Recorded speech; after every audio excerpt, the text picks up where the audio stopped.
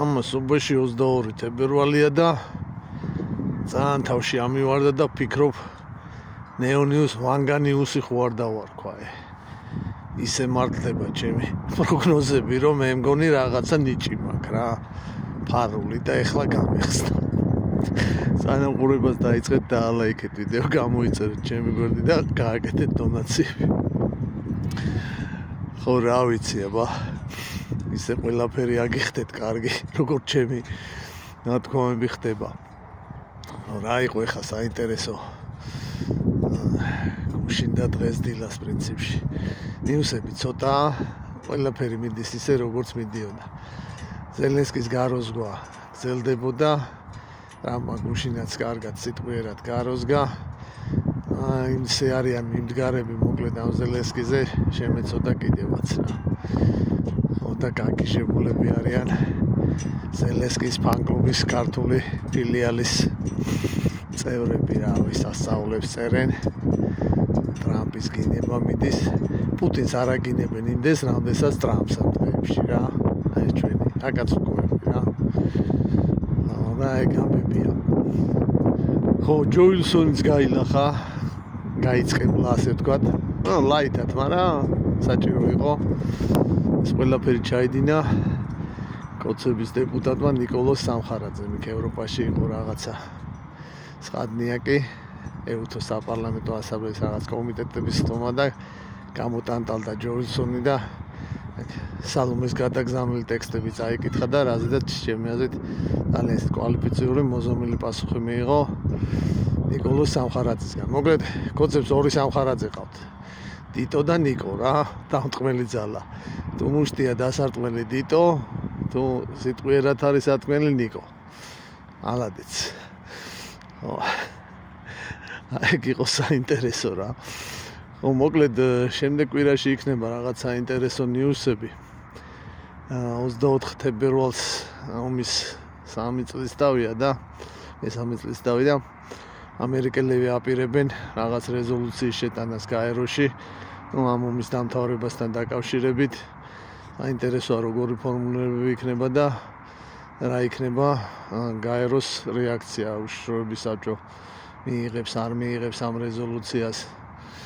ხო, თორე იქ ევროპელებიც არიან წარმოდგენილები და დღესდღეობით აშკარაა, რომ ამერიკული ავიამზიდი სხვა მხარეს მიცურავს და ევროპული ფრეგატი სხვა მხარეს. ხო, როგორი რეაქცია იქნება, საინტერესო იქნება. აგრეთვე 24-ში ევროპელები გეგმავენ რაღაც ახალი დიდი პაკეტის დაანონსებას სამხედრო დახმარების უკრაინისთვის. რაღაც 20 მილიარდ დოლარიან თუ ევროიან პაკეტზეა საუბარი და ესეც საინტერესო იქნება რა ტიპის შეიარაღება შევა ამ დახმარების პაკეტში. ხო, რაღაცა თო მგონია, რომ გერმანული ტაურუსები იქნება ამ პაკეტის შემადგენელი ნაწილი. ეს შორმანძილზე მოქმედი ფტოსანი რაკეტებია, რომლის მიწოდებაზეც იკავებდნენ თავს ამ მომენტამდე და ეხლა შეიძლება ეგ ნაბიჯი გადადგან. ხო, კიდე რაღაც კომენტებზე მინდოდა პასუხი, რამოდენიმე ადამიანმა მითხარა ბანკებთან დაკავშირებით თქვი რამეო და რა ვიცი ხა რა აზრი აქვს რო თქვა. შემიძლია აი როგორც პომიდორის მაგალითზე ახსენი რაღაცები, ეგრე ბანკებზეც მომყვე რაღაცები, მაგრამ ვერ გაიგებთ რა. აი აბსოლუტური უმეტესობა მაინც ვერ გაიგებთ. რაზეა საუბარი? პირიქით გაბრაზდებით და იქით უნდა მაგინოთ რა. იმიტომ რომ იმდენად არ იქნება თანხმედრაში ჩემი მონაყოლი იმასთან, რაც თქვენ ტვინში ჩაგიდეს. ამ ყარათ არის თითოეულ თქვენთან გამში გამჟდარი რომ აზრი არა აქვს რა. ერთი 200 კაცი გაიგებს სწორად, იმ 200 კაცმა ისედაც იცის. დანარჩენებს გაქვთ არასწორი წარმოდგენა და ერთი 10 წუთიანი ვიდეოთი ამის შესვლა შეუძლებელი იქნება. საბანკოს საქმეს ხალხი 5 წელი სწავლობს და მაინც ვერ სწავლობენ. ხო და თან რა ვიცი ხა არ იქნება რა შედეგი ფიქრობ და მაგაზე დროის და ნერვების დახარჯვა ელემენტარულად არ მინდა. ხო, იმპიჩმენტზე და ამ რაღაცებზე ახალ ზებოზე ოპოზიციის პრინციპში დავდე ვიდეო და მე მგონი კარგად ავხსენი, რომ ტრამპის იმპიჩმენტი არის ზღაპარი, მორიგი და ვერანაირად ვერ განხორციელდება. ხო კიდევ ვიღაცები მწერენ ხოლმე რომ რაღაცა გამოსვლებია თურმე ამერიკაში რა. და რა გამოსვლები რა? არჩევნებს არ დაეთანხმენ დემოკრატები, გაყალბ დავიძახიან თუ რის საფუძველზეა გამოსვლები. ეხლა ტრამპი რომ არ მოწონს ამერიკის მოსახლეობის საკმაოდ დიდ ნაწილს, ეგ არჩევნებზეც გამორჩება, რეგამშტაგაც 80% ხო არა უღია. ხო და ის ხალხი რაღაცებს აპროტესტებს რა. ძირითადად დემოკრატების კონტროლირებად შტატებშია ეს გამოსვლები, არის საკმაოდ მცირერიცხოვანი ამერიკის მასშტაბებიდან გამომდინარე. ხო და ეს ამერიკის ჩვეულებრივი ამბავია ეგ არაფერს არ ნიშნავს კაცო.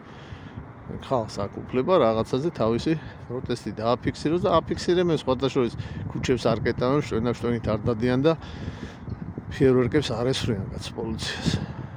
ძირითადი მასა კაც არიან ჩვენთან ეს LGBTQ სასტავი, ტრანსგენდერები, მიგრანტებს არ მოწონთ, უნებრივია ტრამპის ეს პოლიტიკა ანტიემიგრაციული. ხო და გამოთქვამს ეს ხალხი თავის პროტესტს. მაგრამ ეს იმას არ ნიშნავს, რომ ეხლა რაღაცა იქ გადატრიალდება და ვინმე სადმე შევარდება, არა. ეგ არის ილუზია და არც მასშტაბები არ არის პროტესტის იმხელა, რომ თქვა, რომ აი მთელი ქვეყნის მასშტაბით რაღაც ხდება ახლა.